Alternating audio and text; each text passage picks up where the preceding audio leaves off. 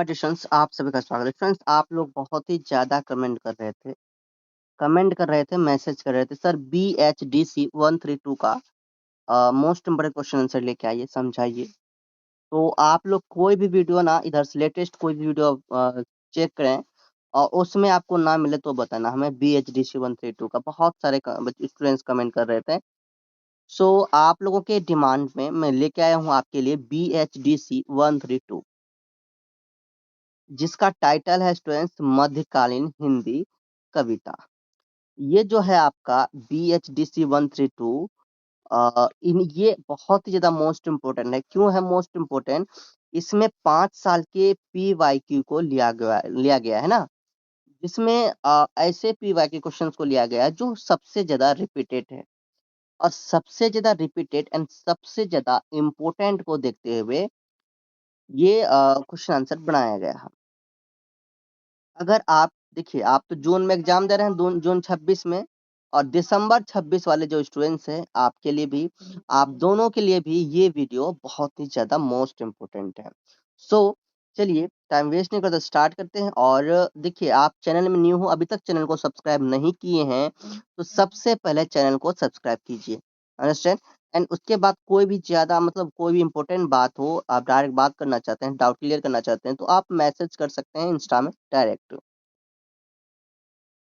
तो चलिए अब हम लोग क्या करते हैं, स्टार्ट करने से पहले मैं आपको BHDC 132 का दिसंबर 2025 का क्वेश्चन पेपर दिखाना चाहता हूँ, क्योंकि ये हमारा पैटर्न जो होगा ये इसी प्रकार होने वाले हैं पैटर्न।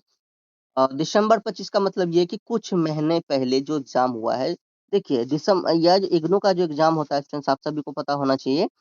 जो स्टूडेंट जनवरी में एडमिशन लेता है उनका एग्जाम दिसंबर में होता है। जो स्टूडेंट जुलाई सेशन में एडमिशन लेता है उसका एग्जाम जून में होता है।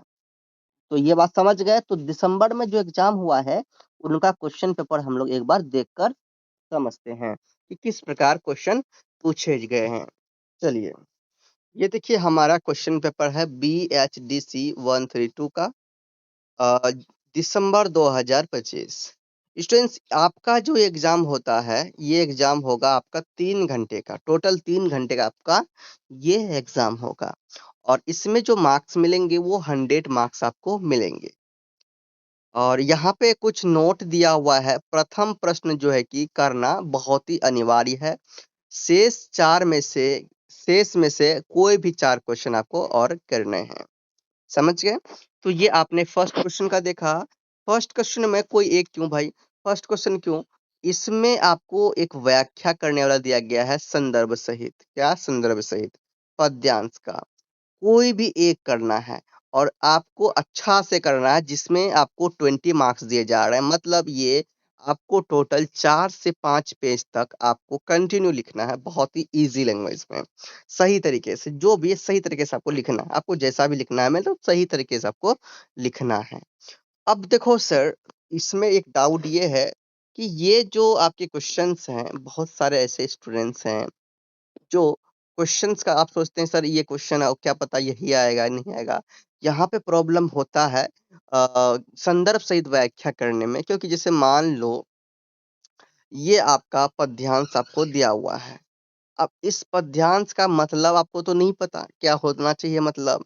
तो इसमें आपको एक सजेस्ट ये करना चाहता हूँ, आप अपने अगर आपके पास बुक है तो बुक में देखिए आप में कहाँ-कहाँ पद्यांश है। उन पद्यांश का वहाँ पे व्याख्या किया होगा संदर्भ सहित, है ना? बताया गया होगा कहाँ से ये लिया गया है, क्या किया गया ना, ये सब।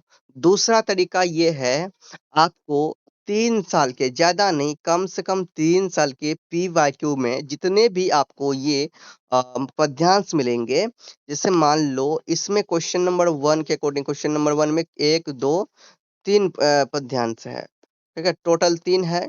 3 में से जो आपको एक अच्छा लग रहा है उसको आप एक्सप्लेन कर दोगे 20 मार्क्स के अकॉर्डिंग, 4 से 5 पेज में। आप 3 साल के आपको PYQ इसलिए देखने के लिए कह रहा हूँ, उसमें आपको टोटल 9 दिया जाएगा। कितना? 9। 9 पद 3 का, एक में अगर 3 है तो 3 में आपका 9 दिया रहेगा, और 9 को अगर समझ लेते हैं तो वो हमारे यानी हमारे ख्याल से हमारे ख्याल से क्या, कोई देखो 9 आप प्रिपेयर कर लेंगे, इनमें से सिर्फ एक ही तो लिखना है, तो 9 में से कोई एक आपका जरूर फंसेगा, तो आप एक काम जरूर कीजिए। अब इसमें सीरियस होके करना है। अब इसमें कोई एक नहीं बता सकता हूँ कि कौन आपके एग्जाम में आ जाएगा। सो आपको, मैं तो ईश्वर नहीं हूँ, ठीक है, मैं कोई खुदा नहीं हूँ, भगवान नहीं हूँ कि मैं बताऊं कि आपका ये आएगा, बट इतना एक्सपीरियंस है, सजेस्ट के अकॉर्डिंग मैं बोल रहा हूँ, 3 साल के जरूर पीवाईक्यू के अकॉर्डिंग ये पद्यांश लिख लेना। हाँ, उसके बाद हम आते हैं क्वेश्चन पेपर के सेकेंड नंबर क्वेश्चन में, सगुन भक्ति काव्य की विशेषता है, सगुन भक्ति काव्य। तो इसमें मैं आपको बोल सकता हूँ कि मैं जो क्वेश्चंस इसमें लिया हूँ, उनमें से आपके क्वेश्चंस रहेंगे, 100% रहेंगे। सो आपको 4 क्वेश्चन जो यहाँ से और आगे लिखना है, वो मेरे डायरेक्ट मेरे नोट से पूछे जाएंगे, कोई दिक्कत नहीं, इसमें कोई शक की बात नहीं है। सो इतना आपका पक्का है। ये भी 20 मार्क्स के हैं। रीति काव्य की साहित्यिक प्रवृत्ति का परिचय दीजिए, ये भी 20 मार्क्स। रविदास के कवियों में अभिव्यक्त भक्ति भावना का उदाहरण क्या क्या उदाहरण से विवेचना कीजिए, ये भी 20 मार्क्स का। इस तरह से आप देखिए कितने क्वेश्चन है। कबीर भी आपका है, कबीर की सामाजिक चेतना प्रकाश, ये भी 20 मार्क्स का। मीराबाई की कविताओं पर विभिन्न संप्रदायों के प्रभावों की समीक्षा कीजिए, ये भी 20 मार्क्स का। ठीक है। 7 नंबर में है आपका सूरदास के काव्य में अभिव्यक्त वात्सल्य एवं श्रृंगार का विवेचन कीजिए, ये भी 20 मार्क्स का। क्वेश्चन नंबर 8 में है रहीम की काव्य भाषा और शैली पर प्रकाश डालिए, ये भी 20 मार्क्स का। समझ में आ रहा है। 9 नंबर में है आपका टिप्पणी वाला क्वेश्चन, ठीक है।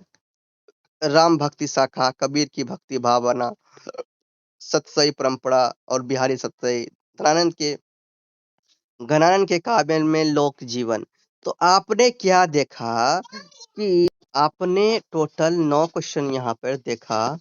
जैसे कि एक क्वेश्चन आपका अगर छोड़ दिया जाए, मतलब एक क्वेश्चन ऊपर का छोड़ के अगर बात किया जाए, इसमें तो मैंने आप यहाँ पर 3 दिया, कोई एक का जवाब देना है, ठीक है। इसके बाद आपको 4 जवाब देने के लिए, देखिए सिर्फ 4 क्वेश्चन का जवाब देने के लिए, तो 9 में से कोई भी आपको 4 क्वेश्चन करने हैं। 4 नहीं, 9, एक छोड़ दिया जाए तो 8 बचा, ठीक है। 8 में से कोई भी आपको 4 क्वेश्चन करना, क्या आप नहीं कर पाएंगे? बहुत ही इजीली कर पाएंगे। सो आपको अब के बाद कंप्लीट वीडियो वॉच करना है। आप लोगों को क्या करना है, हेडफोन का यूज करना, अगर है तो आप शांत में आप चले जाओगे, जहां आपको शांत रहे, शांत दिखे, आपको कोई डिस्टर्ब ना करे, ठीक है। इस तरह से आपको जाके बैठना है ध्यान से। ये वीडियो हो सकता है आपका 1.5 घंटा तक का, 1.5 घंटा 2 घंटा तक का बन जाए। सो आपको कंप्लीट वॉच करना है। देन आपको देखिए पीडीएफ नोट्स भी परचेस आप कर ही लीजिए। समझने के बाद एक बार आपको रिवीजन करना है, देन बहुत ही मजा आ जाएगा। चलिए सबसे पहले हम लोग यहाँ पर ये समझते हैं कि मध्यकालीन हिंदी कविता, ये हमारा टाइटल है सब्जेक्ट कोड का। और ये मध्यकाल क्या होता है कि, है ना, मध्यकाल के क्या समय, कब से कब को मध्यकाल कहा जाता है ना। तो मध्यकाल के बारे में थोड़ा सा समझिए। मध्यकाल हिंदी कविता ये क्या है, इनके बारे में अगर समझ जाएंगे तो थोड़ा मजा आने लगेगा। समझ में आ रहा है? तो जब तक समझेंगे नहीं तब तक मजा तो आ ही नहीं सकता है। तो मध्यकालीन हिंदी कविता मतलब ये कि सबसे मध्यकाल है, ये मध्यकाल की अगर बात करें तो 1350, 1350 से लेके 1850, है 1850 तक के जो टाइम पीरियड है, इनको मध्यकाल कहा जाता है। समझ में आ गया? तो इस काल में क्या हुआ था, मध्यकाल में लिखी गई थी कविताएं। मध्यकाल में क्या लिखी जा रही थी, हिंदी कविता, ठीक है। तो हिंदी कविता अलग अलग यानी कवि के अकॉर्डिंग लिखा गया। समझ में आ गया? अलग अलग कवि आए, इस समय हिंदी साहित्य का बहुत अच्छा से विकास हुआ था, ठीक। और कवियों ने धर्म, भक्ति और प्रेम, नीति और समाज से जुड़े विषयों पर इसने इस समय मध्यकाल के टाइम में रचना किया। अंडरस्टैंड? तो आप ध्यान रखोगे कि अगर मध्यकाल की अगर बात किया जाएगा, तो आपको ध्यान में होना चाहिए मध्यकाल की बात में क्या ध्यान होना चाहिए कि मध्यकाल का जो टाइम पीरियड है वो 1350 से लेकर 1850 तक को माना गया। ठीक है, ध्यान रखना। तो समझिए ध्यान से, मध्यकालीन हिंदी कविता वह कविता है, यहाँ पर कुल मिला के हम लोग को ये समझना है। अब मध्यकालीन हिंदी कविता तो क्या समझेंगे? मध्यकालीन हिंदी कविता वह कविता है जो भारत के मध्यकाल में लिखी गई थी, ठीक है, और जिसमें लोगों की भावनाएं, भगवान के प्रति प्रेम अ, तथा जीवन से को सीख देने वाली कविताएं है ना, इस तरह से लिखी गई। तो यहाँ पे आपको अब आगे क्वेश्चन में समझना है क्या क्या हुआ गया। अब देखो, पहला जो क्वेश्चन है इसका यही है कि इसमें संदर्भ सहित व्याख्या करना है। स्टूडेंट्स इसी में फंसते हैं, संदर्भ सहित व्याख्या करने में। सो चलिए हम लोग पढ़ते हैं पहला क्वेश्चन को। काहे मन मारन बन जाई, मन की मार कवन सिद्धि पाई। बन जाकिर इहि मनवा न मरही, मन को मारी कहूहू कस तड़ही। मन मारन का गुण मन काहि, मनु मूरख तिस जानत नाही। पंच विकर जो इहि मन त्यागो, तो मन राम चरण मही लागो। हृदय राम सुध करम कमाऊं, तो रविदास मधुसूदन पाऊं। तो ये आपने अभी क्या पढ़ा? पद्यांश पढ़ा। तो पद्यांश में आपने ये सब तो पढ़ लिया। पढ़ने के बाद अब आपके पास क्या है कि या तो आप पूरे पद्यांश का एक बार में व्याख्या दो, या फिर आप अलग अलग पद्यांश जो है, जैसे मान लो यहाँ से यहाँ तक अलग है, यहाँ से यहाँ तक अलग है, यहाँ से यहाँ तक अलग, मतलब अलग अलग दो या फिर आप एक बार में दो, आपकी मर्जी। लेकिन सबसे पहले आपको संदर्भ देना बहुत जरूरी है। संदर्भ देना क्यों जरूरी है भैया? क्योंकि संदर्भ में ये होता है कि ये जो कविता है, ये जो पद्यांश है, ये कहाँ से लिया गया है, किसने बनाया है, क्या बात सीखने को मिल रहा है इसमें। तो ये इंट्रो एक तरीके से हो जाता है, ये आपको बहुत जरूरी होता है देना। तो जिस तरह से यहाँ पर लिया गया है, आप अपने तरीके से भी इसे ले सकते हैं, लेकिन आपको कुछ ना कुछ इसके बारे में पता होना चाहिए। जैसे कि ये किसने बनाया? रविदास ने बनाया। यह पंक्ति हमारी किताब के मध्यकालीन हिंदी कविता भाग से ली गई है ना। इसके जो कवि वो प्रसिद्ध संत थे, रविदास जी हैं।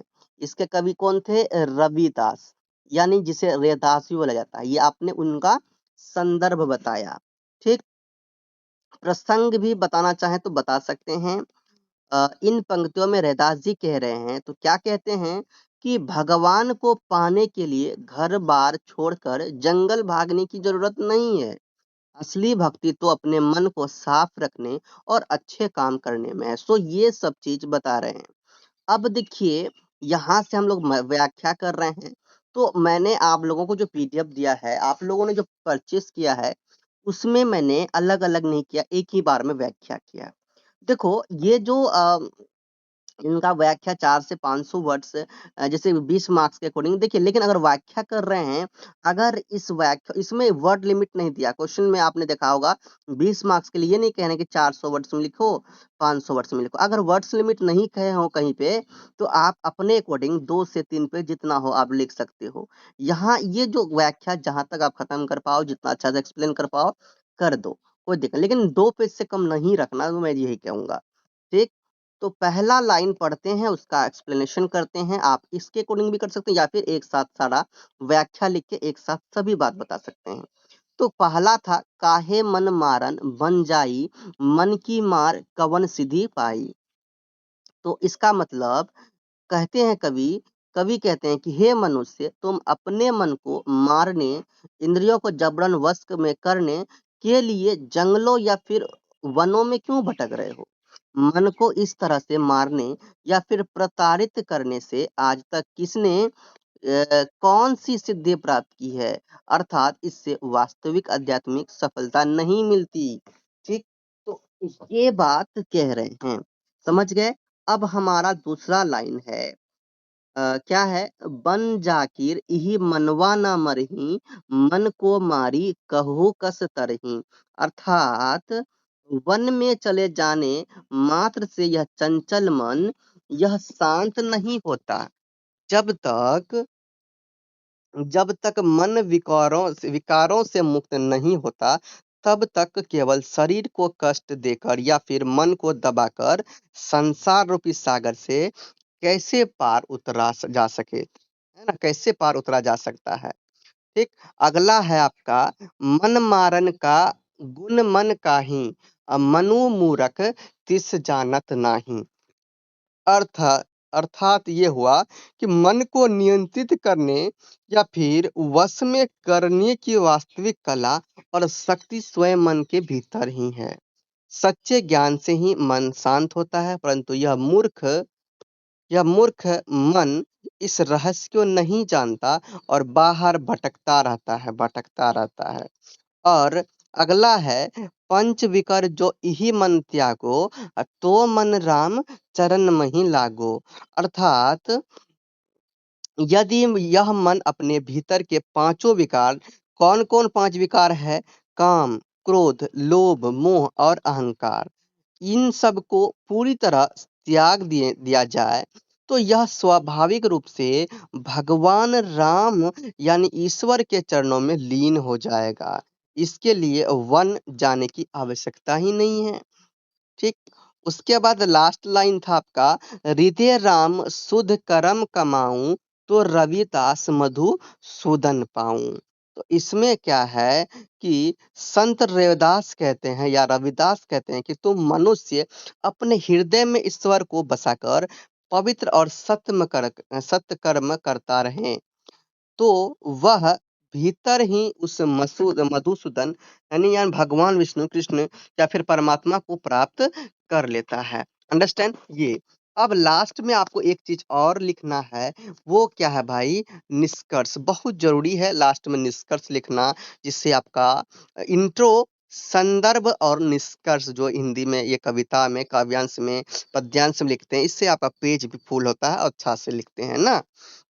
निष्कर्ष में भाव पक्ष के अकॉर्डिंग अगर लिखें, तो कवि ने इस पद में बाहरी दिखावे और कठिन साधना का विरोध करके आंतरिक पवित्रता को ईश्वर प्राप्ति का एकमात्र माध्यम माना है।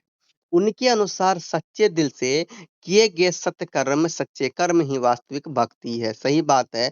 और कला पक्ष की बात करो तो इसमें क्या देखा कि पद की रचना सरल, सुबोध और शुद्ध कड़ी भाषा में की गई, जिसमें ब्रज भाषा का सुंदर प्रभाव है। संपूर्ण पद में गेयता का गुण विद्यमान है, जिसे आसानी से गाया जा सकता है। ठीक। इस तरह से आपको अलग अलग पॉइंट्स भी दिए गए हैं। तो ये आपने क्या देखा, हम लोगों ने एक पद्यांश को अच्छा से एक्सप्लेन किया। इसी प्रकार आपको एग्जाम में करने हैं। सो देखिए, ध्यान रखिए, आपको 10-15 का पद्यांश लर्न कर लेने हैं, जिसमें से केवल एक का ही एक्सप्लेन करना है, सिर्फ एक का।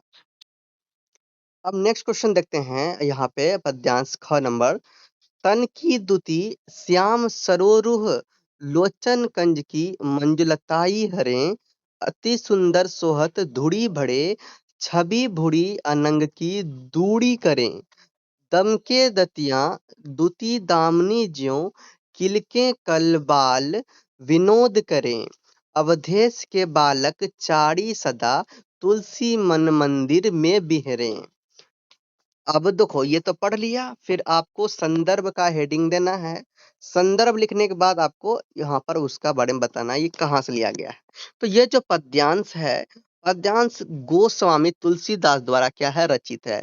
इसमें उन्होंने क्या किया, भगवान श्री राम के बाल रूप को अत्यंत मनोहारी और भक्तिपूर्ण चित्रण किया। यह अवधी भाषा में रचित भक्ति काव्य की विशेषता को दर्शाता है, जिसमें श्री राम के दिव्य सौंदर्य और बाल लीलाओं का क्या क्या स्टूडेंट्स वर्णन किया है। किसने? तुलसीदास ने। तो इसमें कवि कहते हैं कि श्री राम का जो शरीर है, श्री राम का शरीर श्याम यानी काले रंग का अ, है, और उनके नेत्र जो है कमल के समान सुंदर है। उनकी जो आंख है वो श्याम के श्री राम के कमल के समान क्या है, सुंदर है, जो कमल की शोभा को भी फीका कर देते हैं, इतना सुंदर उनके रूप हैं। धूल से सने हुए बालक रूप में वे अत्यंत सुंदर प्रतीत होते हैं, जिनकी छवि कामदेव के आकर्षण को भी दूर कर देती है। समझ में आ रहा है? उनके दांत बिजली की चमक के समान दमकते हैं, है ना, दमकते हैं, और वे बाल सुलभ किलकारियों एवं खेल करते हैं। ठीक है, तो बाल लीलाओं के बारे में बता रहे हैं, है ना। तो ये हम लोग क्या कर रहे हैं, उनकी व्याख्या कर रहे हैं। तो कह सकते हैं तुलसीदास जी के अयोध्या के चारों बालक राम, लक्ष्मण, भरत और शत्रुघ्न सदैव उनके मन मंदिर में निवास करते हैं। किनके? तुलसीदास के। इस प्रकार कवि ने भगवान के बाल रूप के प्रति अपनी गहरी भक्ति और प्रेम व्यक्त किया। नेक्स्ट क्वेश्चन नंबर, आप इसमें मैंने आप थोड़ा शॉर्ट कर दिया, आपको मैंने समझा दिया कैसे लेना है, ठीक है। यहाँ पे आपको थोड़ा सा समझाने, क्योंकि देखो संदर्भ आपको पता होना चाहिए कि ये कहाँ से लिया गया है, इसमें क्या है। व्याख्या बहुत इंपॉर्टेंट, ध्यान रखना। रहीमन पानी राखिए, ये क्वेश्चन रिपीट होते हैं, ध्यान रखना। रहीमन पानी राखिए, बिन पानी सब सून, पानी गए ना उबरे, मोती मानुष चून। ठीक है, तो यह दोहा को कौन लिखा था? यह दोहा कबीर रहीम के द्वारा लिखा गया था, जिसका पूरा नाम है अब्दुल रहीम खान खाना द्वारा यह रचित है। इसमें उन्होंने पानी शब्द के माध्यम से मानव जीवन के अर्थ तीन महत्वपूर्ण अर्थ जल, चमक और सम्मान, है ना, को व्यक्त किया। और यह नीति काव्य की रचना जिसमें जीवन मूल्यों की शिक्षा दी गई है। इसमें कवि कहते हैं कि मनुष्य को पानी अर्थात जल, चमक और प्रतिष्ठा को बनाए रखना चाहिए, इनके जैसा, ठीक है, मनुष्य को, है ना, किसके जैसा? पानी के जैसा, जल के जैसा चमक और प्रतिष्ठा बनाए रखना चाहिए, कि इसके बिना कुछ भी संभव व्यर्थ है, संभव हो नहीं सकता। यदि पानी अर्थात सम्मान या फिर चमक समाप्त हो जाए, तो उसका पुनः प्राप्त होना वो कठिन है। चाहे वो मोती हो, मनुष्य हो या फिर आटा हो, ये सभी का मूल्य तभी है जब उनमें गुण है, चमक बनी है रहे। पानी के चले जाने पर मोती भी मूल्यहीन हो जाता है और मनुष्य की प्रतिष्ठा भी उसी प्रकार नष्ट हो जाती है। इस प्रकार रहीम जी ने बताया कि जीवन में सम्मान, गरिमा और चरित्र की रक्षा अत्यंत आवश्यक है, क्योंकि इन्हीं से व्यक्ति का मूल्य निर्धारित होता है। अगला है परम ब्रह्म। परम ब्रह्म के तेज का कैसा है उन्मान, कहिबे को शोभा नहीं, देखे ही परवान। तो इस पद्यांश को संत कवि रविदास के से संबंधित माना जाता है ना, जिसमें उन्होंने परम ब्रह्म यानी ईश्वर को की दिव्यता और उसके स्वरूप की अल्पनीयता का वर्णन किया। यह निर्गुण भक्ति धारा का महत्वपूर्ण उदाहरण है, भावपूर्ण उदाहरण है। ठीक है, तो ये जो कबीरदास हैं, ये निर्गुण भक्ति के कवि हैं। ठीक, यह निर्गुण भक्ति का धारा का भावपूर्ण उदाहरण है, जिसमें ईश्वर को निराकार और अनुभव गम्य माना गया। इसमें ईश्वर का कोई रूप नहीं, ईश्वर अनंत अमर, है ना, जो ईश्वर आत्मा में माना जाता है। कवि इसमें कहते हैं कि परम ब्रह्म अर्थात परमात्मा के तेज, प्रकाश या फिर शक्ति का कोई निश्चित माप या फिर अनुमान नहीं लगाया जा सकता। उसकी महिमा को शब्दों में व्यक्त करना संभव नहीं है, क्योंकि वह भाषा और वर्णन से परे। ईश्वर की वास्तविक शोभा और स्वरूप को केवल कहने से ही नहीं समझा जा सकता, बल्कि उसे अनुभव करके ही जाना जा सकता है। तो इस प्रकार कबीरदास जी क्या बताते हैं? ईश्वर की सच्ची अनुभूति, ज्ञान या फिर कथन, क्या है? ईश्वर की सच्ची अनुभूति ज्ञान या फिर कथन से नहीं, बल्कि प्रत्यक्ष आध्यात्मिक अनुभव से ही संभव है। चलिए अगला है अंगा नंबर, नेक्स्ट है आपका अविगत गति कछु कहत ना आवे, ज्यों गुंगे मीठे फल को रस अंतर्गत ही भावे, परम स्वाद सब ही तू निरंतर अमित तोष उपजावे, मन बानी को अगम अगोचर सो जाने जो पावे, रूप रेख गुण जाति जुगति बिनु निरालंब कित धावे, सब विधि अगम विचारे ही ताते, सुर सगुन लीला पद गाओ। तो देखो ये सब सबके लिए नया होगा, क्योंकि हम लोग उस समय में नहीं है। इसीलिए थोड़ा-सा इसको स्पीडली नहीं पढ़ा जा सकता, थोड़ा-सा प्रेम से पढ़ा जाता है इसको सही तरीके से। तो यह पद्यांश भक्त जो है कि कबीर सूरदास, तो ये जो पद्यांश हमने अभी देखा वो किसके द्वारा लिया गया? सूरदास के द्वारा। इसमें उन्होंने निर्गुण भक्ति और सगुण भक्ति की अवधारणा और ईश्वर की अल्पकालीन कौन सी अल्पकालीन महिमा का वर्णन किया। यह भक्ति काल की कृष्ण भक्ति की परंपरा से संबंधित है, जिसमें ईश्वर के स्वरूप को मानव भाषा और बुद्धि से परे बताया।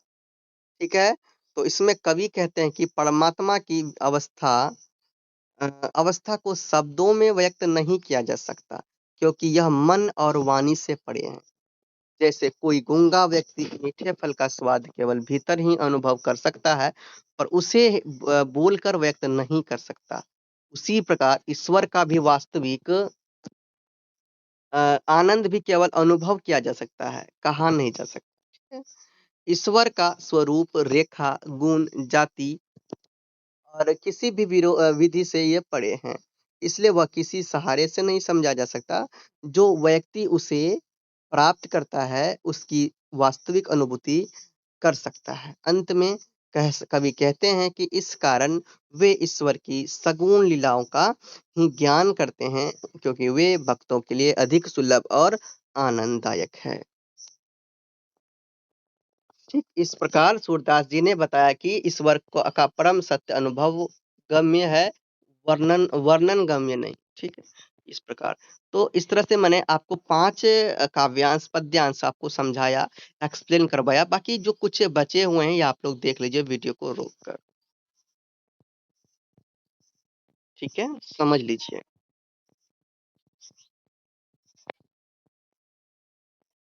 या फिर आपने अभी तक पीडीएफ नहीं लिया, परचेस नहीं किया, कर लेना, है ना?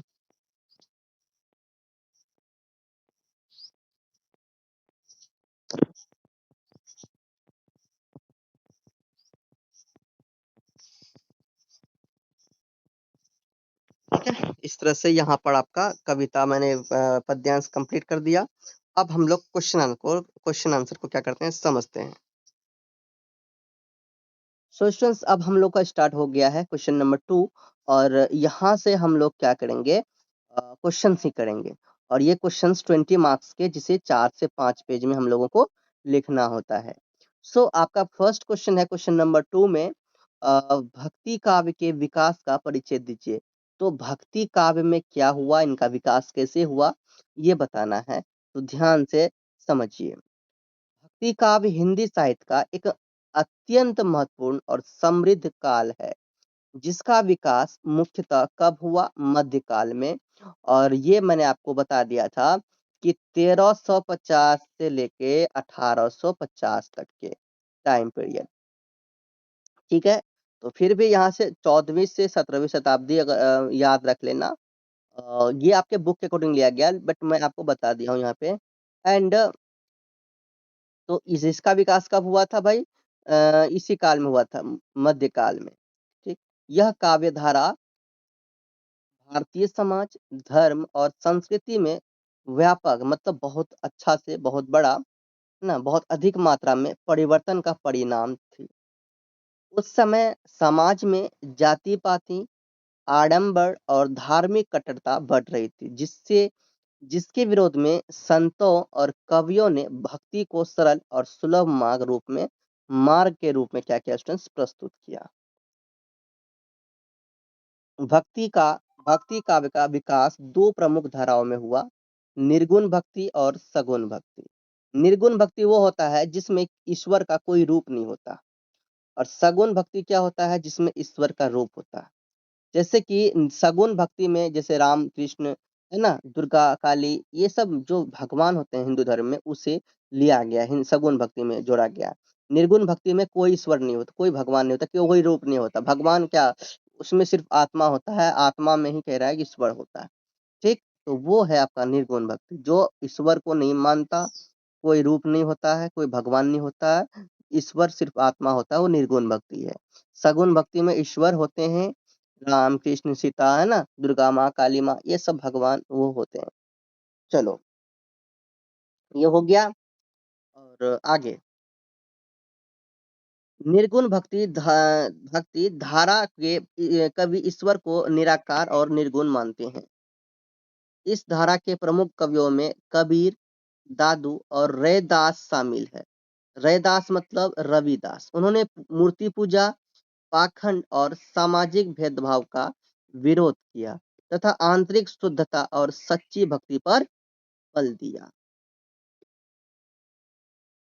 अब बात करूं अगर सगुण भक्ति की। सगुण भक्ति धारा में ईश्वर को साकार रूप में पूजा गया। इसमें ईश्वर का रूप है। यह धारा दो भागों में विभाजित है, राम भक्ति और कृष्ण भक्ति। राम भक्ति के प्रमुख जो कवि हैं, उस समय की बात करता हूँ मध्यकाल में, तो ये दोनों भक्ति बहुत ही चरम सीमा पे था। कोई राम भक्ति कर रहे थे, कोई कृष्ण भक्ति कर रहे थे। दोनों तो सेम ही रूप है ना, दोनों तो विष्णु के ही रूप। तो राम भक्ति के प्रमुख जो कवि थे वो थे तुलसीदास, जिन्होंने राम को मर्यादा पुरुषोत्तम के रूप में प्रस्तुत किया।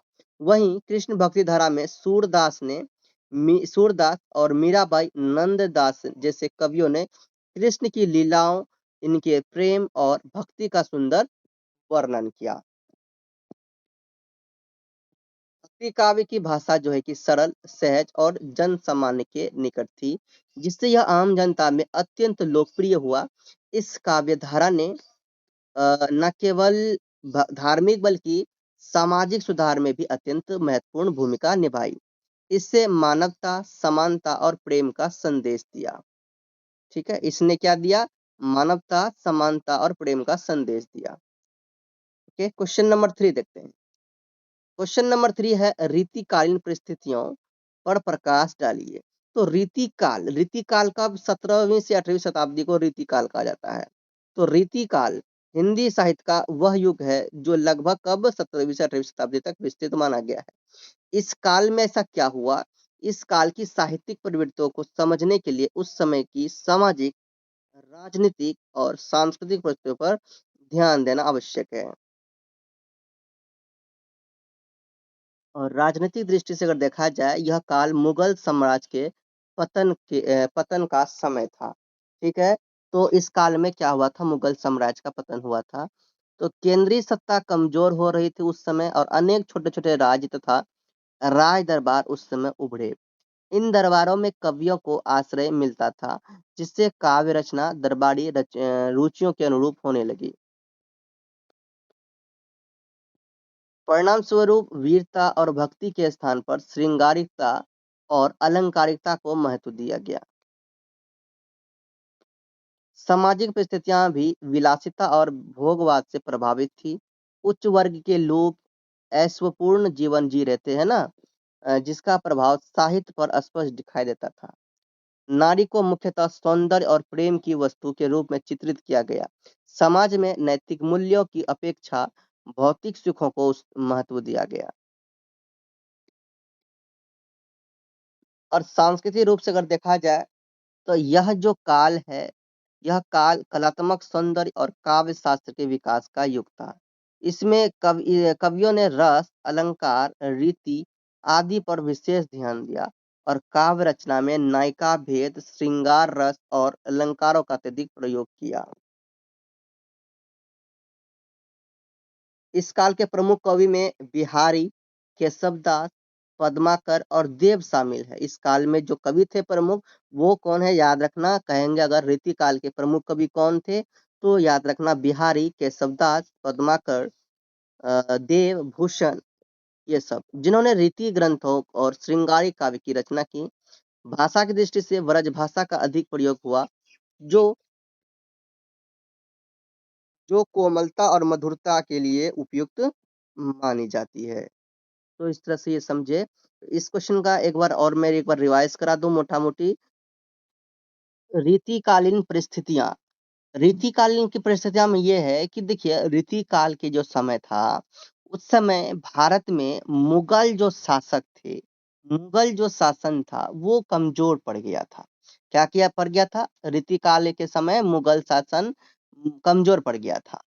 और जो छोटे छोटे राजा थे, वो अपने अपने राज्यों पर शासन कर रहे थे। छोटे छोटे राजा क्या कर रहे थे? अपने अपने राज्यों पे शासन कर रहे थे, है ना। क्योंकि जब कमजोर पड़ गया कमजोर कैसे पड़ता है? जब जब शक्तिशाली राजा कमजोर पड़ जाए, तो यही बात है। और छोटे-छोटे राजा अपने-अपने राज्यों पर शासन कर रहे थे, तो कवियों को इन राजाओं के दरबारों में आश्रय मिलता था। तो कवि जो क्या होते थे, राजाओं के पास रहा करते थे, ठीक है? राजाओं के पास क्या करते थे? रहा करते थे। उनके यहाँ रहते थे, खाते थे, पीते थे, तो सब उनके यहाँ होता था। बहुत ही मान-सम्मान उनको वहाँ पर मिलता था। इसलिए क्या, कवि जनता की समस्याओं या भक्ति की बजाय राजाओं की प्रशंसा, प्रेम, श्रृंगार और सौंदर्य का वर्णन अधिक करने लगे। तो जब आपने ये देखा कि जब वहाँ समस्या गंभीर था, तो इस तरह से अगर ना करता कवि, तो वहाँ के जो प्रजा थे वो डर जाते। प्रजा को खुश करने के लिए, प्रजा को की हिम्मत को बनाए रखने के लिए राजाओं का ही तारीफ करने लगे। ठीक है? उनकी प्रशंसा करने लगे, प्रेम, श्रृंगार, सौंदर्य की चर्चा करने लगे। ठीक? उस समय दरबारों में संगीत, नृत्य और विलासिता का वातावरण था, जिसका प्रभाव साहित्य पर भी पड़ा। इसी कारण इसी कारण क्या, कि जो रीति काल थी, कौन रीति काल हिंदी साहित्य में बहुत ही महत्वपूर्ण योगदान निभाता है। और नायक नायिका, प्रेम, सुंदरता, अलंकारों का भी इसमें मतलब रीति काल में जो कविताएं जो थे लिखा हुआ, उसमें थोड़ा जान डाला, कविताओं को और भी रोचक बनाया। जो भी कविताएं पहले से बनाए जा रहे थे, उसमें थोड़ा सा जान डाला, ये कि थोड़ा अलंकार का यूज कर लिया, ठीक है? अलंकार का यूज कर लिया और रस का यूज किया, मतलब कि उसको मजेदार बनाया। ठीक, तो इस तरह का सिचुएशन, इस तरह का सपोर्ट किया कवियों ने। सो समझ में आ गया क्वेश्चन नंबर 3 बहुत अच्छा से। अब क्वेश्चन नंबर 4 को देखते हैं। क्वेश्चन नंबर 4 में है, मीराबाई की भक्ति की विवेचना कीजिए। किसकी? मीराबाई की। तो मीराबाई जो है वो हिंदी भक्ति साहित्य की एक प्रमुख संत कवियत्री थी। मीराबाई क्या थी? भक्ति काल के भक्ति साहित्य की प्रमुख संत कवियत्री थी, जिनकी भक्ति जो थी कृष्ण के प्रति, किसके प्रति? कृष्ण के प्रति अनन्य प्रेम और समर्पण का क्या था? अद्भुत उदाहरण था। मतलब मीराबाई जो थे वो कृष्ण भगवान के प्रति बहुत ही ज्यादा आश्रित थे, न्यौछावर थे, उनसे बहुत ही ज्यादा मीरा प्रेम करती थी। समझ में आ गया? उनकी भक्ति को मुख्यतः सगुण भक्ति की कृष्ण भक्ति धारा में रखा जाता है। तो मीरा जो है सगुण भक्ति के प्रसिद्ध लेखक के गिनती में आता है, जिसमें भगवान को साकार रूप में, प्रेमी, पति और आराध्य के रूप में देखा जाता है। समझ में आ गया? तो मीरा क्या करते हैं, ये जो कृष्ण भगवान है उसी को पति मानते हैं, उसी को परमेश्वर मानते हैं, उसी को प्रेमी मानते हैं। अंडरस्टैंड? तो ये बात है।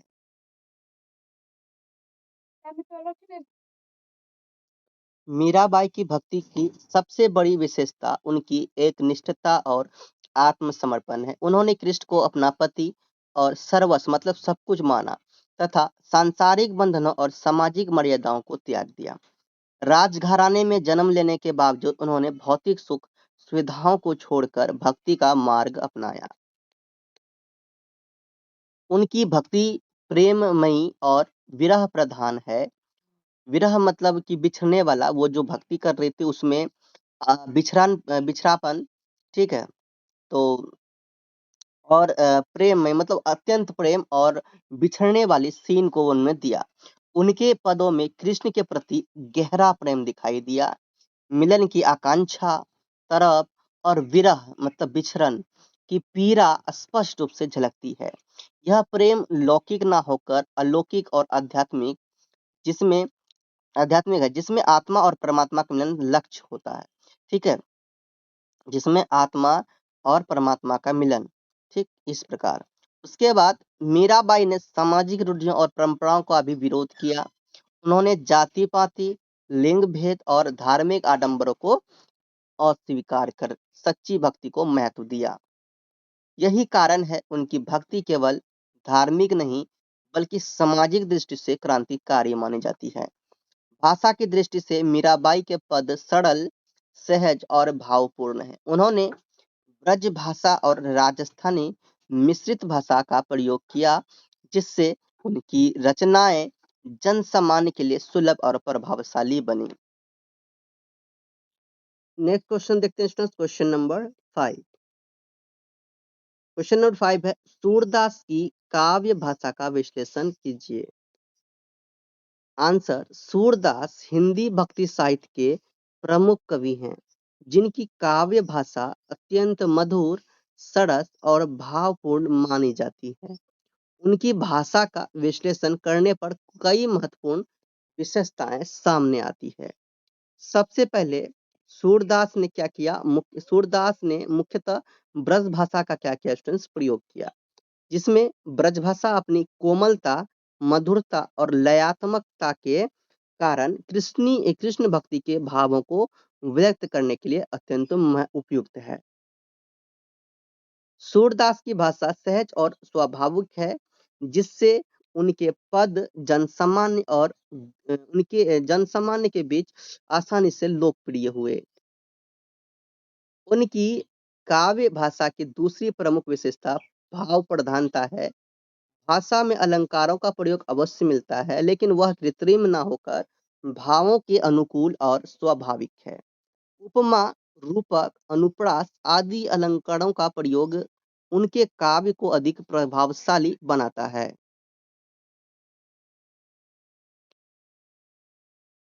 तीसरी विशेषता चित्रात्मकता है। सुंदर, विशेष रूप से बाल कृष्ण की लीलाओं, वात्सल्य भाव और प्रकृति के दृश्य का अत्यंत जीवंत चित्रण किया गया है। उनके शब्दों में ऐसी शक्ति है कि पाठक के सामने दृश्य जो है कि इस तरह से बताया गया है, जो पढ़ने वाले पाठक हो ना, उनके सामने वो लगेगा कि रियलिटी है, अभी सामने हो रहा है ऐसा, ठीक है, ऐसे सजीव हो उठता है। इसके अलावा उनकी भाषा में लोक जीवन के शब्दों और मुहावरों का प्रयोग भी मिलता है, जिससे उनकी रचनाएं अधिक स्वाभाविक और जनसुलभ बनती है। वे कठिन संस्कृत शब्दों की अपेक्षा सरल और बोलचाल के शब्दों का प्रयोग करते हैं। सूरदास की भाषा में संगीतात्मकता भी विद्यमान है। उनके पद गे यानी कि गाने योग्य हैं, जिनमें लय, ताल और ध्वनि सौंदर्य का अद्भुत सामंजस्य देखने को मिलता है। ठीक, क्वेश्चन नंबर अब हम लोग देते हैं 6। क्वेश्चन नंबर 6 में तुलसी पूर्व राम काव्य परंपरा का परिचय दीजिए। तुलसी पूर्व मतलब तुलसीदास से पहले। तुलसीदास से पूर्व राम काव्य परंपरा भारतीय साहित्य में पहले से ही विकसित हो चुकी थी। तुलसीदास ने जिस राम कथा को लोक भाषा में व्यापक रूप दिया, उसकी जड़ें प्राचीन और मध्यकालीन साहित्य में गहराई से विद्यमान थी। सबसे पहले वाल्मीकि द्वारा रचित रामायण इस परंपरा का मूल स्रोत है। इसमें राम के चरित्र को आदर्श पुरुष और धर्मनिष्ठ राजा के रूप में प्रस्तुत किया। इसके बाद संस्कृत साहित्य में अनेक राम काव्य और नाटकों की रचना हुई, जैसे कालिदास का रघुवंश, जिसमें रघुवंशी राजाओं के साथ साथ राम की कथा का भी वर्णन मिलता है। और प्राकृत और अपभ्रंश भाषाओं में राम कथा विकास हुआ। जैन और बौद्ध साहित्य में राम कथा को अपने अपने दृष्टिकोण से प्रस्तुत किया गया। जैन ग्रंथों में राम को एक महान मानव और जैन धर्म के अनुयायी के रूप में चित्रित किया गया। हिंदी साहित्य के प्रारंभिक काल में राम कथा और आधारित रचनाएं मिलती है। विशेष रूप से अवधी और ब्रज भाषा में राम काव्य की रचना हुई।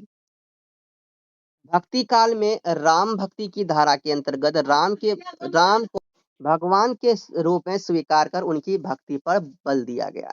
इस परंपरा में रामानंद का महत्वपूर्ण योगदान माना जाता है, जिन्होंने राम भक्ति को जन सामान्य तक पहुंचाया। तुलसी पूर्व राम काव्य की एक प्रमुख विशेषता यह थी कि इसमें राम का चरित्र कभी आदर्श नायक तो कभी धार्मिक पुरुष के रूप में चित्रित हुआ, लेकिन भक्ति का व्यापक और समन्वित स्वरूप तुलसीदास के समय में ही पूर्ण रूप से विकसित हुआ। क्वेश्चन नंबर आपका 7 है स्टूडेंट्स, जायसी के काव्य में निहित प्रेम तत्व का विवेचन कीजिए, हाँ ना। चलिए, जायसी के काव्य आप देखते हैं जायसी ने क्या किया। तो जायसी का पूरा नाम है मलिक मोहम्मद जायसी, जो हिंदी साहित्य के प्रमुख सूफी कवि हैं, जिनकी रचना पद्मावत में प्रेम तत्व का अत्यंत गहन और प्रतीकात्मक स्वरूप मिलता है। उनके काव्य में प्रेम केवल लौकिक नहीं बल्कि आध्यात्मिक और रहस्यवादी अर्थों से परिपूर्ण है। कुछ स्टूडेंट्स डाउट करते होंगे कि सर ये लौकिक नहीं बताया, तो लौकिक का मतलब समझिए। लौकिक का मतलब क्या होता है? लौकिक का मतलब होता है सांसारिक या फिर दुनिया से जुड़ी हुई चीजें। जैसे कि मान लो इजी लैंग्वेज में समझे तो जो बात इस संसार, समाज, परिवार, धन, काम काज आदि से जुड़ी हो, इन्हें हम लोग क्या कहेंगे? लौकिक कहेंगे। इसमें से कभी कभी आपको अलौकिक भी कहीं सुनने को मिल सकता है। तो अलौकिक का मतलब आप क्या समझेंगे? अलौकिक का मतलब आपको समझना है, क्या समझना भैया, कि जो समान दुनिया से परे, जो जिसमें दुनिया से मतलब ना हो, नाता है ना, दुनिया से मतलब ना हो, दुनिया से परे हो, ये आपका दुनिया से कोई जुड़ाव ना हो, ये आपका अलौकिक में। तो लौकिक आप समझ गए क्या होता है। सो आगे, जायसी के काव्य में प्रेम का मूल स्वरूप सूफी दर्शन पर आधारित है, जहां प्रेम को आत्मा यानी प्रेमी और परमात्मा प्रियतम के मिलन का साधन माना गया। पद्मावत में रत्नसेन और पद्मावती की प्रेम कथा ब्राह्म रूप से लौकिक प्रतीत होती है, लेकिन उसके भीतर आध्यात्मिक प्रेम की गहरी भावना छिपी है। यहाँ पद्मावती को परम सौंदर्य यानी ईश्वर और रत्नसेन को साधक यानी कि आत्मा का प्रतीक माना जाता है। ठीक है। जायसी के प्रेम में विरह, ठीक है, विरह विरह बताए थे, अ, जुदाई, समझ में आ गया, विरह को जुदाई समझ लीजिए, का विशेष महत्व है। उनके अनुसार विरह की अग्नि में तपकर ही प्रेम कहते हैं शुद्ध और पूर्ण होता है। प्रेमी को अनेक कठिनाइयां और परीक्षाओं से गुजरना पड़ता है। ठीक है, जो सच्चा प्रेमी होते हैं तभी वह अपने प्रियतम तक पहुंच पाता है कि नहीं? या यह सूफी साधना की कठिन राह को दर्शाता है। उनके काव्य में प्रेम, त्याग, समर्पण, जायसी के बारे में बात चल रही है यहाँ पे। तो जायसी के काव्य में प्रेम, त्याग, समर्पण और साधना से जुड़ा हुआ, और ये सच्चा प्रेम, वो कहते हैं कि सच्चा प्रेम वही है जिसमें अहंकार का लोप और प्रेमी पूर्ण रूप से अपने प्रिय के प्रति समर्पित हो जाए। जायसी ने प्रेम को आत्मा की यात्रा के रूप में प्रस्तुत किया है, जिसमें अंततः ईश्वर से मिलन की अंतिम लक्ष्य होता है।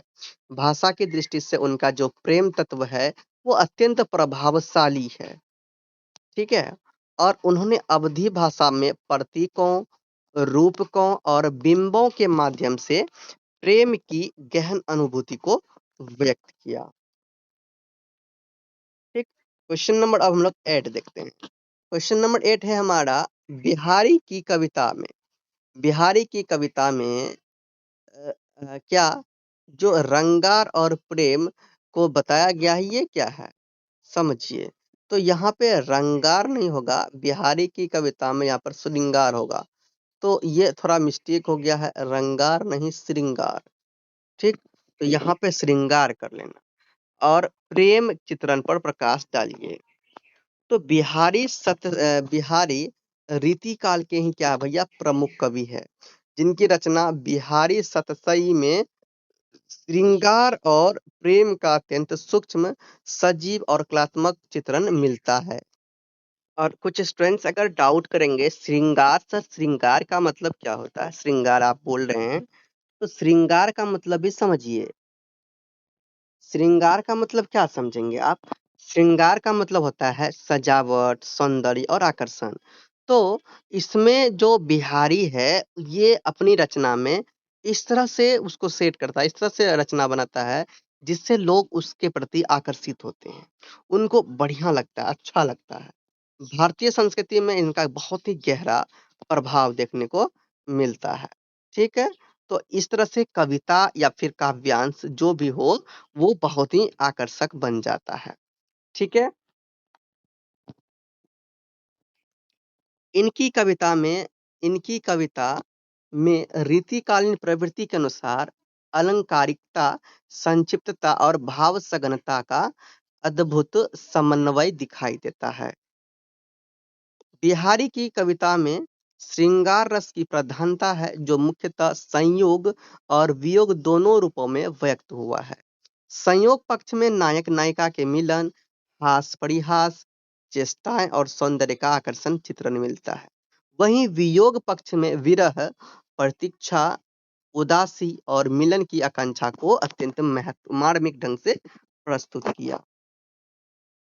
उनके प्रेम चित्रण की सबसे बड़ी विशेषता उनकी सूक्ष्मता और संकेतात्मकता है। बिहारी ने दोहे जैसे छोटे छंद में गहरे भावों को अत्यंत कुशलता से व्यक्त किया। वे सीधे वर्णन के बजाय संकेतों, प्रतीकों और बिंबों के माध्यम से प्रेम की स्थिति को उकेरते हैं, जिससे पाठक जो है कि गहरा प्रभाव, जो पढ़ने वाले पाठक को उनको ज्यादा मजा आए। बिहारी की कविता में क्या नायिका भेद और स्त्री सौंदर्य का भी अत्यंत सुंदर और कलात्मक वर्णन मिलता है। नायिका की चंचलता, लज्जा, अभिमान, प्रेम और चतुराई को उन्होंने कुशलता से चित्रित किया। ठीक है? तो इस तरह से आगे देखते हैं।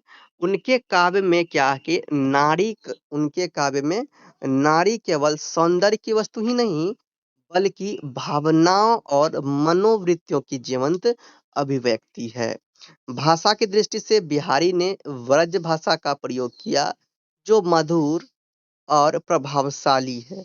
साथ ही उपमा, रूपक, अनुप्रास आदि अलंकारों का सुंदर प्रयोग उनकी कविता को और भी आकर्षक बनाता है।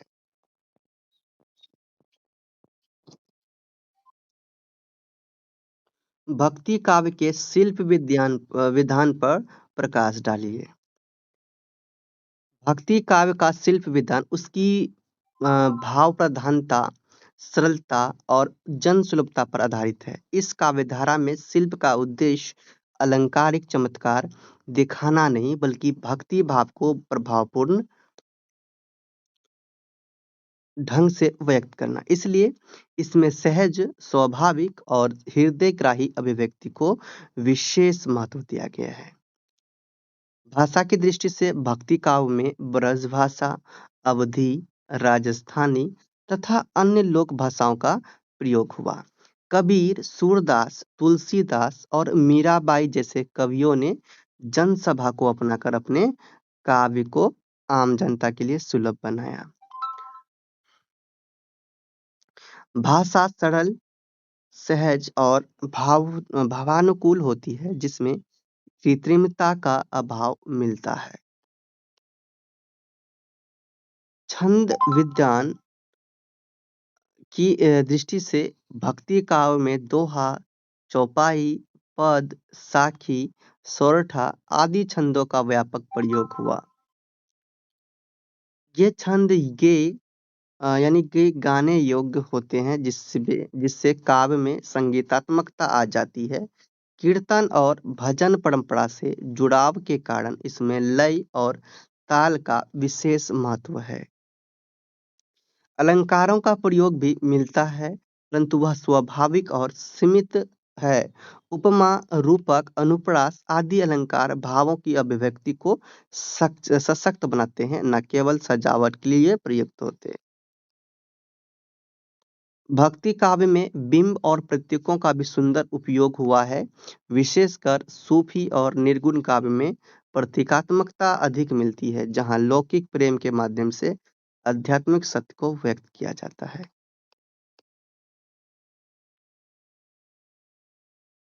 क्वेश्चन नंबर आपके सामने 10 है। रीति काव्य की साहित्यिक प्रवृत्तियों का परिचय दीजिए। तो ध्यान से समझिएगा। रीति काव्य हिंदी साहित्य का वह महत्वपूर्ण काल है जिसमें काव्य की प्रमुख प्रवृत्तियां शास्त्रीयता, अलंकारिकता और श्रृंगार प्रधानता के रूप में विकसित हुई। तो रीति काल में जो भी बनाया गया उसमें अलंकार का सही उपयोग किया गया। जो भी काव्य कविता पद्यांश बनाए गए उसको ना एक सही रूप दिया गया, एकदम सही रस के अकॉर्डिंग, सही अलंकार के प्रयोग से ही इसको बनाया ताकि पाठक को ज्यादा मजा आए, ज्यादा आनंद मिले। यह काल मुख्यतः 17वीं से 18वीं शताब्दी में फलित हुआ, मतलब कि विकसित हुआ और दरबारी संस्कृति से प्रभावित रहा। रीति काव्य की सबसे प्रमुख प्रवृत्ति श्रृंगार रस की प्रधानता है। कवियों ने नायक नायिका के प्रेम, मिलन वियोग, रूप सौंदर्य और प्रेम व्यवहार का अत्यंत सूक्ष्म एवं कलात्मक चित्रण किया। इस संदर्भ में बिहारी, केशवदास, देव जैसे कवियों का योगदान उल्लेखनीय है। दूसरी महत्वपूर्ण प्रकृति अलंकारों का व्यापक प्रयोग हुआ, जिसमें उपमा, रूपक, अनुप्रास, यमक आदि अलंकारों के माध्यम से काव्य को सजाने और प्रभावशाली बनाने का प्रयास किया गया। कई बार अलंकार ही काव्य का मुख्य आकर्षण बन गए। रीति काव्य में रीति का विशेष महत्व है। कवियों ने रस, अलंकार, नायिका भेद, गुण दोष आदि काव्य शास्त्रीय तत्वों का विस्तार से वर्णन किया। इस कारण इसे रीतिबद्ध काव्य भी कहा जाता है।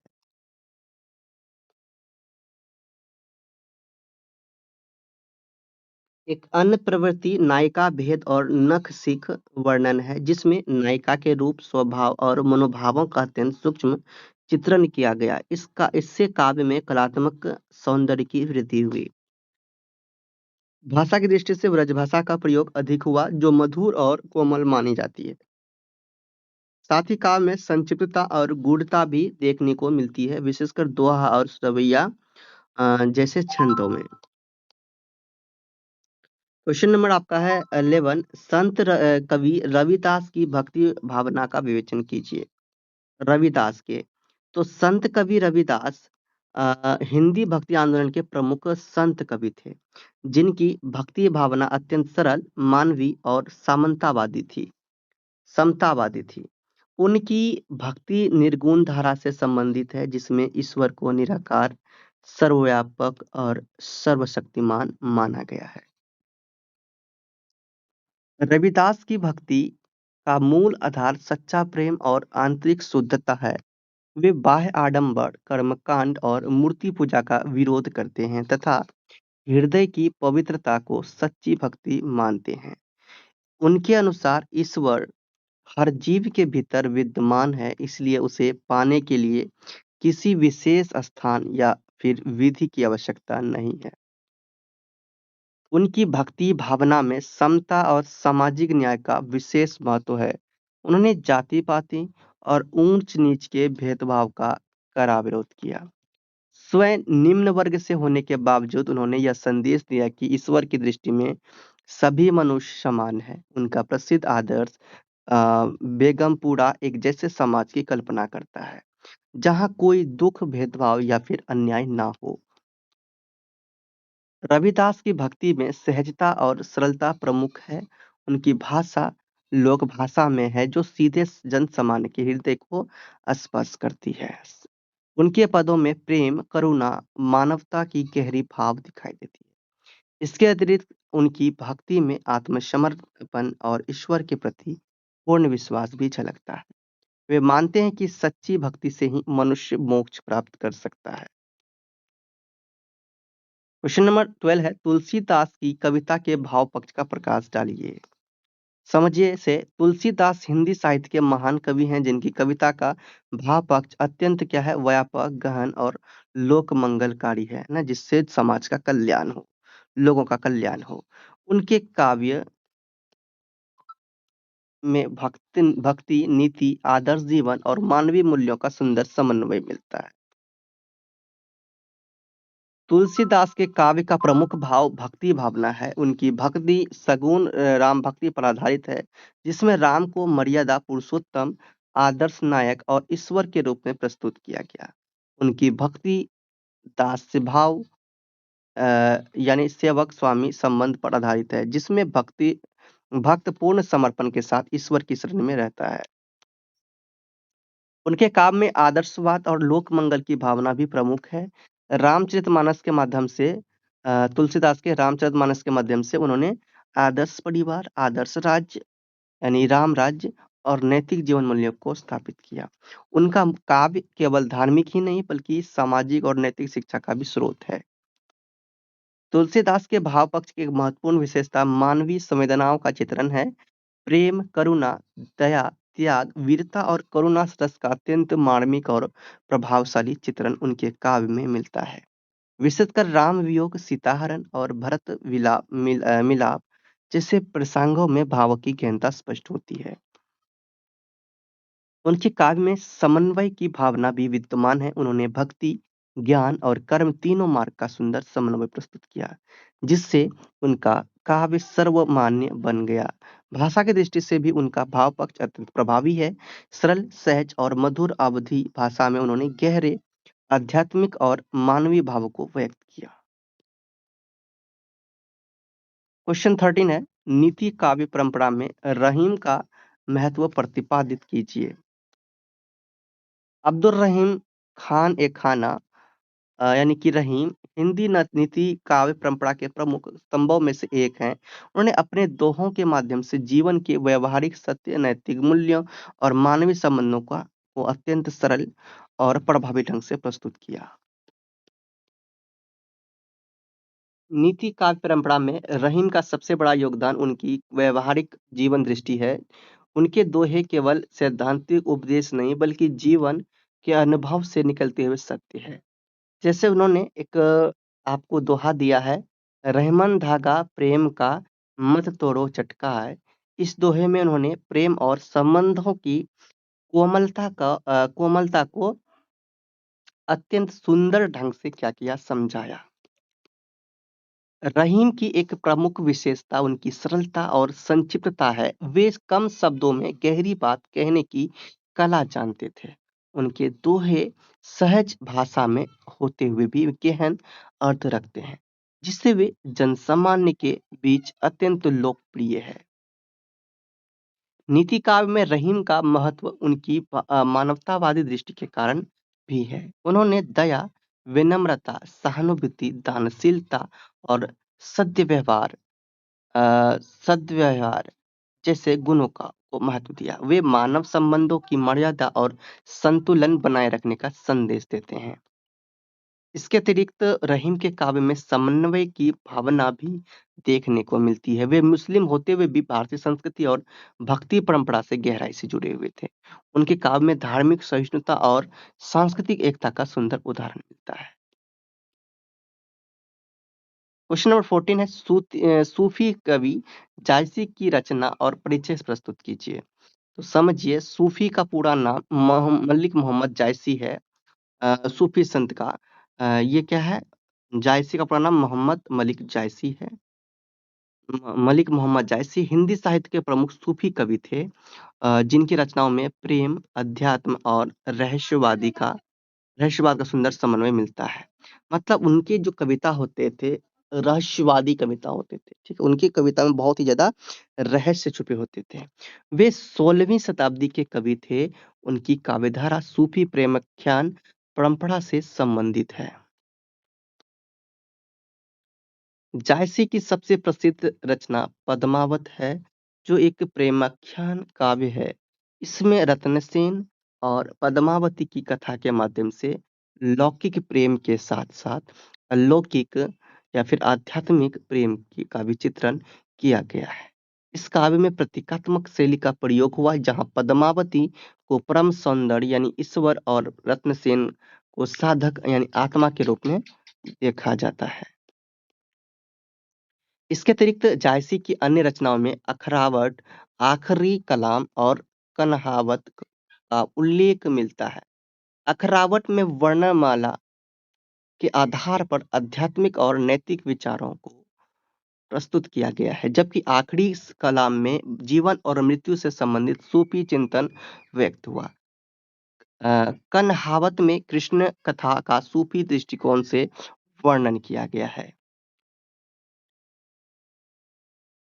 जायसी की रचनाओं की प्रमुख विशेषता उनकी प्रतीकात्मकता और रहस्यवाद है। वे लौकिक कथाओं के माध्यम से गूढ़ आध्यात्मिक सत्यों को व्यक्त करते हैं। उनकी भाषा अवधी है जो सरल, मधुर और प्रभावशाली है।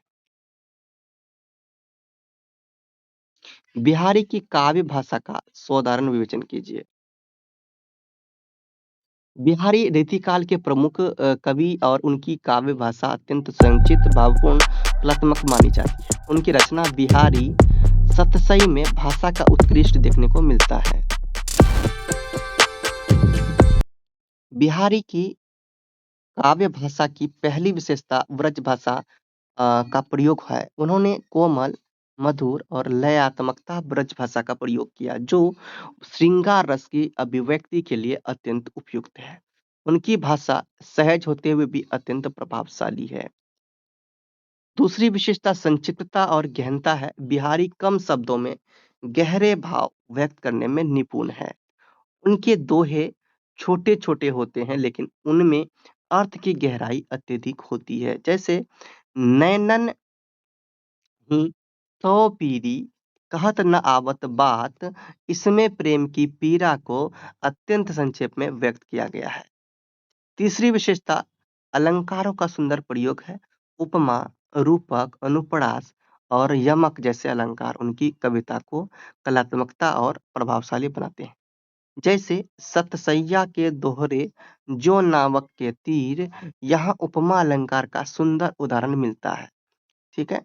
और चौथी विशेषता चित्रात्मकता और श्रृंगारिकता है, जिनकी भाषा में नायक के सौंदर्य, प्रेम की अवस्था और भाव भंगिमाओं का अत्यंत सजीव चित्रण मिलता है, जिसमें दृश्य आंखों के सामने साकार हो उठता है।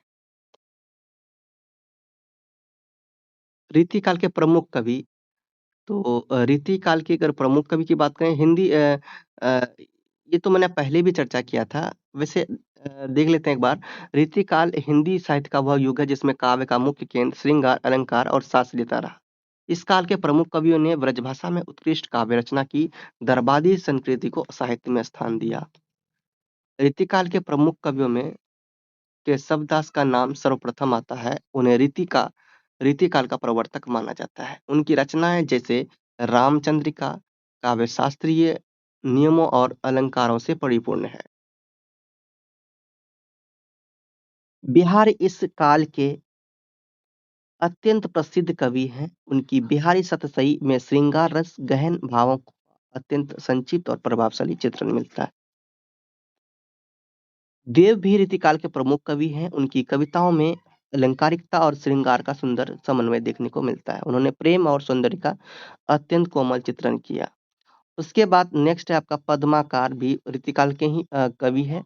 पद्माकार भी कविताओं में प्रवाहपूर्ण भाषा और श्रृंगार की रस की प्रधानता मिलती है। उनकी रचनाएं लोकप्रिय और संगीतात्मक है। इसके अतिरिक्त भूषण भूषण भी उनके रीतिकाल के कवि हैं। तो भूषण वीर रस के प्रमुख कवि थे, जिन्होंने शिवाजी और छत्रसाल की वीरता का वर्णन किया, और वे रीतिकाल में वीर रस के प्रतिनिधि कवि माने जाते हैं।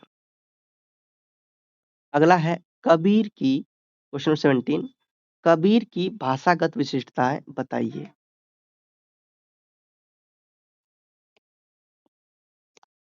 कबीर निर्गुण भक्ति धारा के प्रमुख संत कवि हैं, जिनकी भाषा अत्यंत सरल, सहज और जन सामान्य के निकट है। उनकी भाषागत विशिष्टताएं निम्न प्रकार है। पहला, सदुक्कड़ी मिश्रित भाषा। कबीर की भाषा किसी एक साहित्यिक भाषा तक सीमित नहीं है। इसमें अवधी, व्रज, भोजपुरी, राजस्थानी, पंजाबी आदि बोलियों का मिश्रण मिलता है। इसी कारण इसे सुधक्कड़ी भाषा कहा जाता है। लोक भाषा का प्रयोग, उन्होंने शास्त्रीय संस्कृत के स्थान पर लोक भाषा को अपनाया, जिससे उनकी वाणी आम जनता तक आसानी से पहुंच सकी, उनकी भाषा में बोलचाल के शब्दों का अधिक प्रयोग मिलता है। सरलता और सहजता, कबीर की भाषा अत्यंत सरल और सीधी है, वे जटिलता से बचते हैं, मतलब कि कठिन भाषा का प्रयोग नहीं करते हैं और सीधे-सीधे और प्रभावित करने वाली भाषा का प्रयोग करते हैं। प्रतीकात्मकता और व्यंग्यात्मक शैली, उनकी भाषा में गूढ़ प्रतीक, तीखा व्यंग मिलता है, वे धार्मिक आडंबर और पाखंड पर व्यंग करते हुए गहरी बात सरल शब्दों में कह देते हैं। उदाहरण, माला फेरत जुग भया, फिरा न मन का फेर।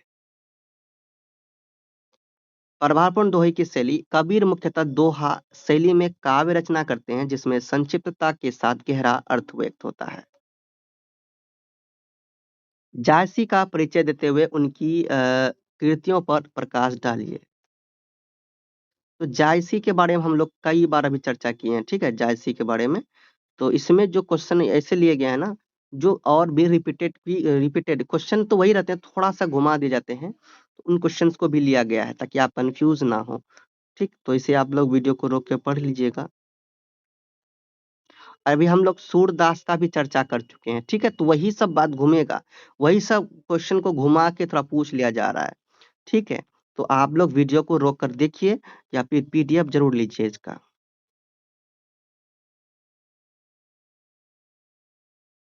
रहीम वाला भी हम लोग देख लिए।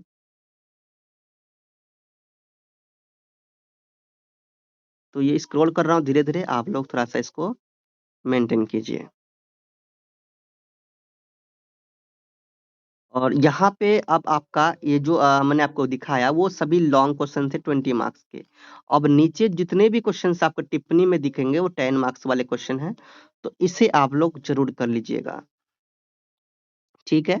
तो बहुत ही सरल भाषा में बनाया गया है, आप लोग पीडीएफ परचेज़ करके इसे कर सकते हैं। ठीक है? तो आप लोग ये सब व्हाट्सएप से ले लीजिए, ईज़ी लैंग्वेज वाला नोट्स है और बहुत ही सही प्राइस में आपको ये दिया जा रहा है। हमारे पास बहुत ही सही प्राइस में दिया जा रहा है। जाइए ये पीडीएफ आप लोग परचेज़ कीजिए। तो इसमें जितने भी मैंने टिप्पणी लिया है ना, ये सभी टिप्पणी बहुत ही इम्पोर्टेंट हैं। आपके एग्ज़ाम में जो भी टिप्पणी दिखेंगे ना, आप लोग ये समझिए वो टिप्पणी यहीं से दिखने वाले हैं। और यहाँ से लगभग सभी क्वेश्चंस आपके एग्ज़ाम में दिखेंगे, तो आप लोग को घबराना नहीं है। आप लोग जाइएगा एग्ज़ाम देने के लिए बहुत ही खुश हो जाइएगा। बोलिएगा कि सर आपने जो दिया तो वहीं से तो पूछ लिया क्वेश्चंस, है कि नहीं? तो इतना मज़ा आएगा, फिर आके आप लोग थैंक यू बोलोगे, मज़ा आएगा तो, ठीक है? तो आप लोग जाइए, ये पीडीएफ को परचेज़ कीजिए, पीडीएफ आपको व्हाट्सएप मिलेगा और इतने देर तक बने रहने के लिए बहुत-बहुत धन्यवाद। आप लोगों को बहुत कुछ समझने को यहाँ पर मिला होगा, सीखने को मिला होगा और चैनल को अभी भी सब्सक्राइब नहीं किए हैं, चैनल को सब्सक्राइब कीजिए क्योंकि मैंने कंप्लीट वीडियो बनाया, कंप्लीट नोट्स का रिवीजन करवा दिया और एग्ज़ाम देखिए सुपर जाएगा। एग्ज़ाम जो भी स्टूडेंट्स मुझसे जुड़े हुए सबका एग्ज़ाम सु तभी तो आप लोग वेट करते हो, है कि नहीं? कई स्टूडेंट्स तभी तो वेट करते रहते हैं, सर प्लीज़ वीडियो दीजिए, वीडियो दीजिए। तो इसीलिए और आप लोग जाइए व्हाट्सएप से लीजिए तो वीडियो देखिए अपने दोस्त के पास जाते हैं या जैसे एग्जाम उग्जाम देने जाते हैं, किसी फ्रेंड्स व्रेंड से मिलते हैं क्लास व्लास में तो अपने दोस्तों को वहाँ पे क्लास फ्रेंड सबको बोलिए कि प्रेम सर के चैनल से आप तैयारी करो ताकि उन वो लोग भी इससे जुड़े, तैयारी करें। नोट्स वोट्स भी यहीं से लेना है, परचेज़ करना है। सो मिलते हैं स्टूडेंट्स नेक्स्ट वीडियो में। चांस पे स्टूडेंट्स बोलिए प्रेम से पढ़ो, प्रेम से रहो, प्रेम से पढ़ो, प्रेम से बोलो। Don't forget to subscribe and all the best.